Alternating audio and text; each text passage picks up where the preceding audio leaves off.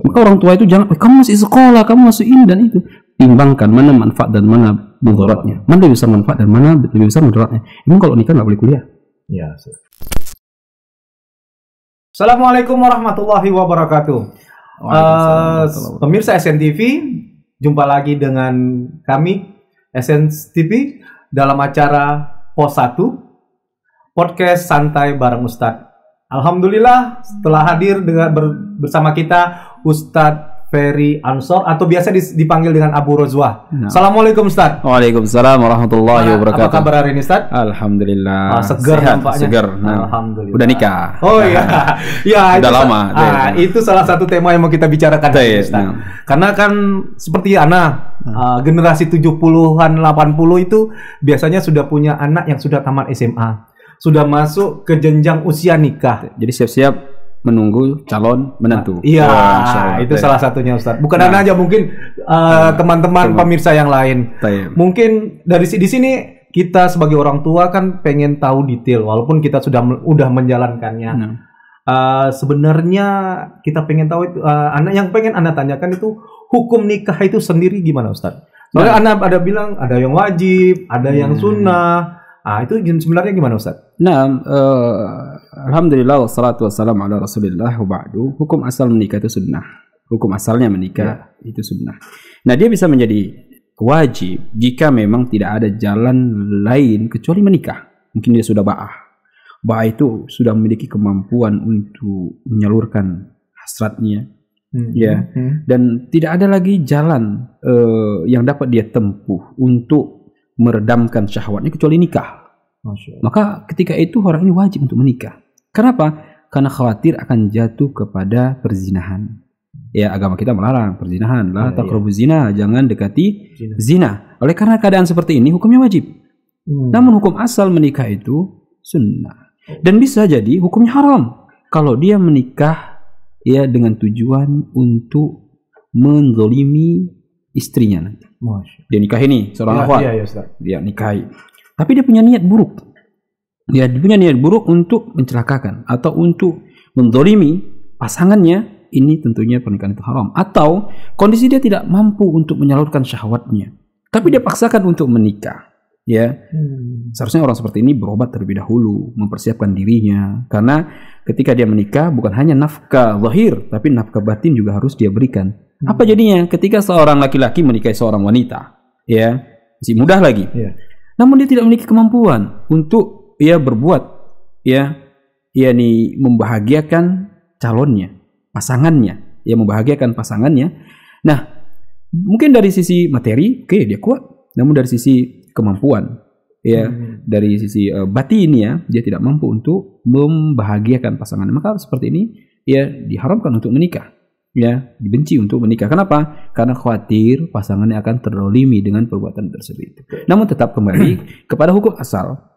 Hukum asal menikah itu sunnah. Karena Nabi SAW di banyak hadisnya memerintahkan para pemuda, orang-orang yang sudah layak untuk menikah, segeralah menikah. Apalagi kalau sudah puasa dia nggak mampu lagi. Sudah puasa nih, bukan hanya Senin Kamis, tapi puasa Daud sudah dilakukan, tapi memang tidak terbendung, keadaan itu tidak terbendung, sehingga dia tidak ada jalan lain kecuali menikah. Maka orang seperti ini nikah. Jadi Ustaz, anak potong ya Ustaz. Jadi gimana sebagai orang tua ya Ustaz tiba-tiba seorang anak bilang, mungkin dia masih dalam masa pendidikan, contoh dia masih kuliah atau dia sudah selesai SMA lah Ustaz. Tiba-tiba dia bilang, aku pengen nikah. Pasti sebagian orang tua itu kan terkejut Ustaz. Loh, anakku kok udah pengen nikah? Kuliahmu, banyak orang tua akan bilang, kuliahmu kan belum selesai. Itu sebenarnya gimana benar Ibu? Nah, tentunya yang mengetahui tentang keadaan seseorang itu orang itu sendiri. Balil insani ala nafsihi basirah. Orang itu tahu tentang dirinya sendiri, walau alqa ma'adzirah, walaupun dia datangkan banyak macam alasan untuk tentang dirinya, dia yang tahu tentang dirinya sendiri. Maka ketika ada seorang anak mengadu kepada orang tuanya, ya Abi, Umi, saya sudah siap nikah. Maka tidak ada alasan bagi ayah dan ibunya untuk menyegerakan apa yang menjadi keinginan anaknya. Karena ini adalah sesuatu yang jika tidak terlaksana akan berdampak kepada perkara yang lebih besar. Apa jadinya?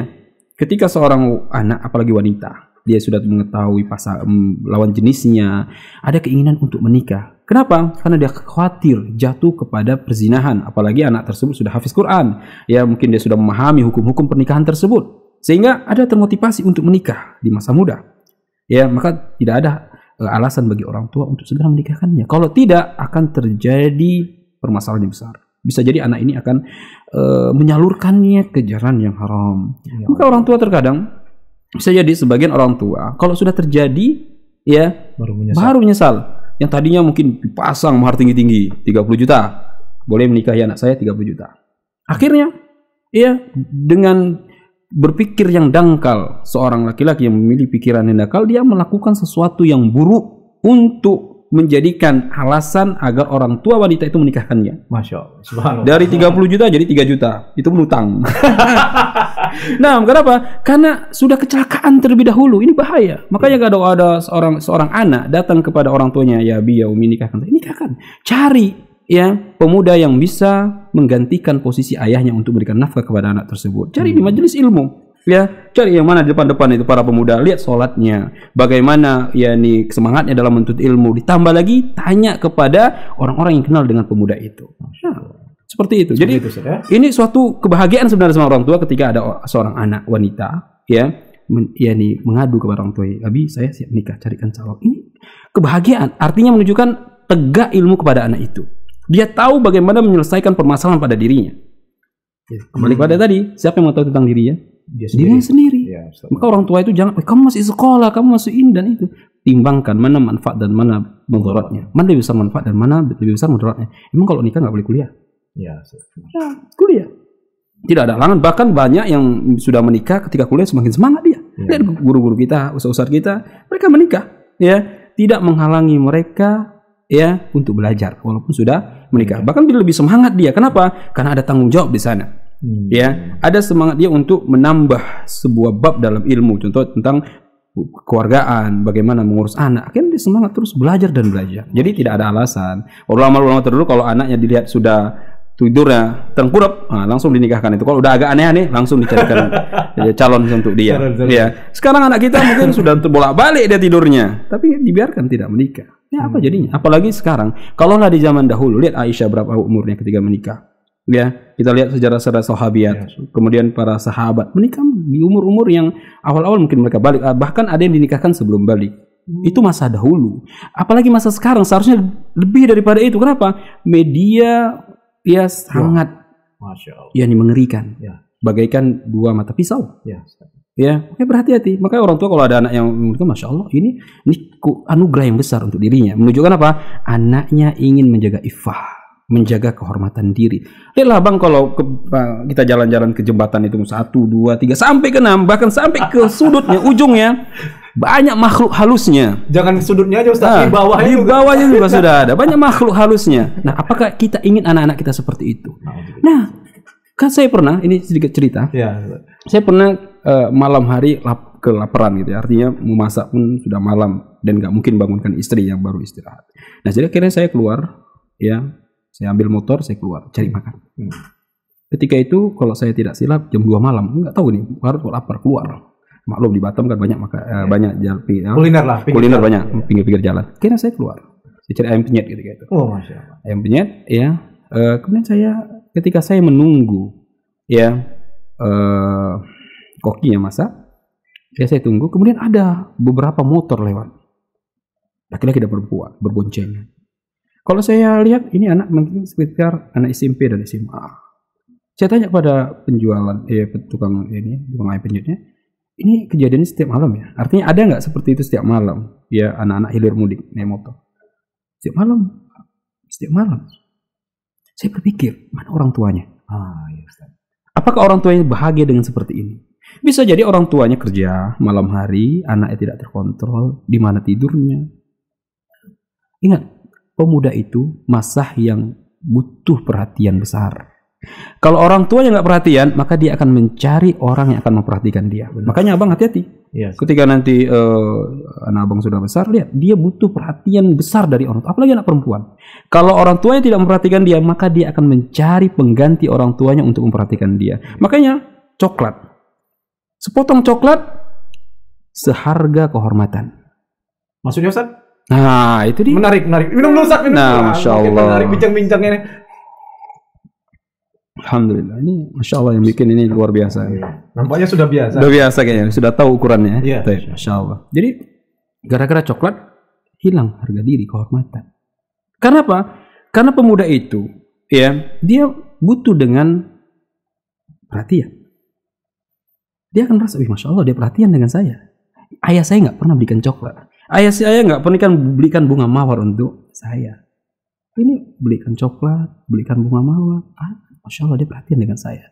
Padahal cuma foto dikirim ke WhatsApp. Hanya foto aja. Hanya foto saja sudah dia merasa. Kenapa? Karena masa muda adalah masa yang butuh perhatian. Maka hati-hati. Orang tua yang memiliki anak, ya, semakin dewasa anak tersebut, semakin ya harus tertuju kepadanya perhatian yang besar. Jadi fungsi orang tua sangat pengaruh. Apalagi sudah menjelang dia dewasa, balik. Kalau dia tidak jaga anaknya dan dia tidak perhatikan anaknya, dia akan kecolongan.